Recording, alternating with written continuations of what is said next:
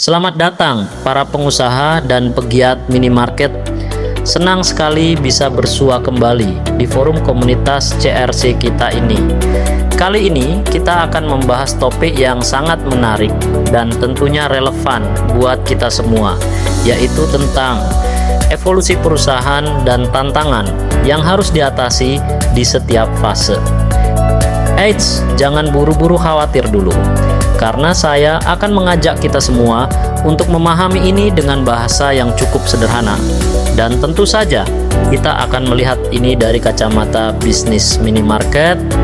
Jadi buat yang masih baru memulai bisnis minimarket atau yang sudah punya beberapa cabang, mari kita telusuri bersama tahapan-tahapan ini. Kita akan mulai dari fase introduction atau fase perkenalan, kemudian bergerak ke fase growth atau fase pertumbuhan, kemudian masuk ke fase maturity atau kematangan, dan terakhir fase decline atau fase penurunan. Oke, mari kita mulai dari fase introduction atau masa perkenalan. Bayangkan saja Anda baru saja buka minimarket pertama di lingkungan Anda. Segala sesuatunya masih serba baru, dan yang pasti Anda perlu merekrut orang-orang yang tepat untuk menjalankan usaha ini. Nah, di fase ini seringkali muncul krisis kepemimpinan. Kita sebagai pemilik biasanya mengambil semua keputusan, mulai dari yang kecil seperti pemilihan rak hingga yang besar seperti strategi pemasaran.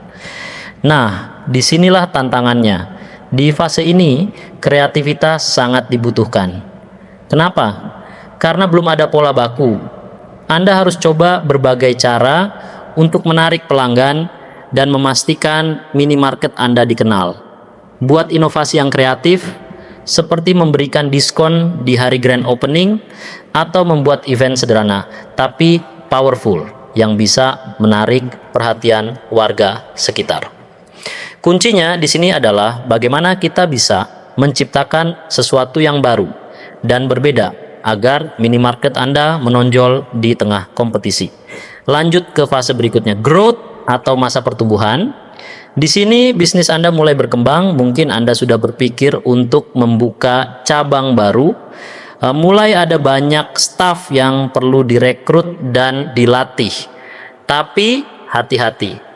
Di fase ini biasanya kita akan menghadapi krisis delegasi. Apa itu? Ini momen di mana Anda sebagai pemilik mulai kesulitan menangani semuanya sendiri dan harus mulai belajar mempercayakan tugas kepada orang lain. Ini sering jadi dilema, terutama kalau Anda tipe yang suka turun langsung. Tapi ingat, kalau semua tugas Anda kerjakan sendiri, minimarket Anda justru bisa jadi lambat berkembang. Jadi, arahkan tim Anda dengan jelas, beri mereka tanggung jawab, dan ajarkan mereka bagaimana melakukan pekerjaan dengan baik. Misalnya, tunjuk satu orang yang khusus mengurus stok barang, dan satu lagi yang fokus pada pelayanan pelanggan.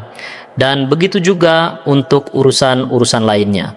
Dengan begitu, Anda bisa lebih fokus pada strategi besar seperti ekspansi usaha. Sekarang kita masuk ke fase maturity atau fase kematangan. Di sini minimarket Anda sudah stabil, mungkin sudah punya beberapa cabang dan omset yang lumayan bagus. Tapi, tahu enggak Anda? Di fase ini justru muncul krisis birokrasi. Struktur organisasi yang semakin besar membuat keputusan jadi lebih lambat dan proses internal bisa jadi kaku. Nah, solusinya, Anda perlu membangun sistem formal yang efisien tapi tetap fleksibel. Misalnya, buat SOP yang jelas tapi jangan terlalu rumit. Ingat, di minimarket, kecepatan pelayanan adalah kuncinya. Anda bisa implementasikan sistem manajemen stok yang lebih canggih atau software kasir yang terintegrasi.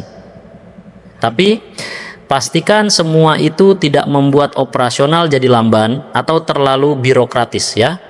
Dan akhirnya kita sampai di fase decline atau fase penurunan. Fase ini kadang tidak bisa dihindari. Apalagi kalau kompetisi semakin ketat atau inovasi mulai berkurang. Di sini tantangan utamanya adalah resistensi terhadap perubahan. Staf dan bahkan mungkin Anda sendiri sudah merasa nyaman dengan cara kerja yang ada dan mungkin enggan untuk berubah. Disinilah pentingnya pengambilan keputusan yang cepat dan fleksibilitas. Coba pikirkan, apakah layout toko Anda sudah optimal? Apakah promosi yang Anda jalankan masih relevan dengan kebutuhan pelanggan Anda saat ini? Misalnya, kalau Anda lihat penjualan mulai menurun, bisa jadi saatnya Anda memperbarui konsep toko, mengganti produk yang tidak laku dengan yang lebih dicari, atau bahkan beralih ke konsep minimarket yang lebih modern. Jadi teman-teman pengusaha minimarket, dari 4 fase tadi, perkenalan, pertumbuhan, kematangan, dan penurunan, kita bisa belajar bahwa setiap fase punya tantangannya sendiri. Yang penting adalah bagaimana kita mengidentifikasi masalah yang ada dan mengambil tindakan yang tepat untuk mengatasinya.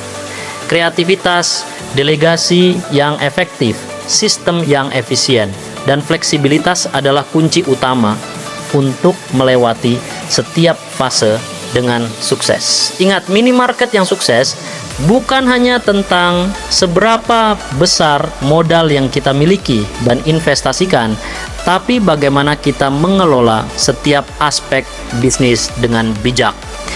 Selalu siap untuk belajar dan beradaptasi dengan perubahan, karena itulah yang akan membuat minimarket kita itu bertahan dan berkembang dalam jangka panjang. Akhirnya, terima kasih sudah mendengarkan sesi kita hari ini. Semoga apa yang kita bahas bisa memberi wawasan baru dan tentunya menjadi inspirasi bagi Anda semua. Sampai jumpa di sesi berikutnya, dan jangan lupa terus semangat menjalankan usaha minimarket Anda.